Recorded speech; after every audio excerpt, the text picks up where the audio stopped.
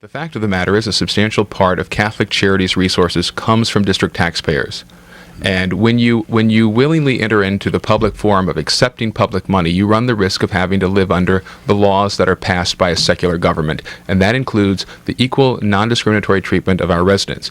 I am mindful and respectful of religious freedom and worked for several months to try to craft a bill that I thought captured and expanded religious freedom and protected it. Yeah, I think one thing people are confused about, and you may be able to clarify, is if the same-sex marriage bill passes, will every business and organization in the city have to provide the same benefits to married gay couples that they provide to married heterosexual couples? That's right. That's Absolutely. right. So right. That's exactly it. And that is the law today. We have lawfully married same-sex couples in the district who've gone outside of the city, been married in return. So if you are going to provide a benefit, nothing in our law requires you to provide spousal benefits. Nothing in our law requires you to provide insurance benefits. But if you are going to provide them for a class of people, a class of married people, you have to provide them on an equal basis. Domestic partnership is slightly different because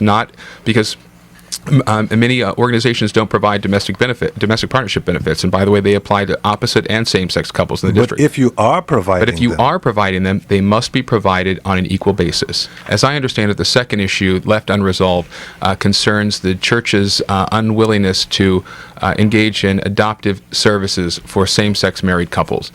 And I think we can find a solution to that as well. And the solution, unfortunately, is of the 102 ward-based adoptions in the district last year, 6 were performed by Catholic Charities.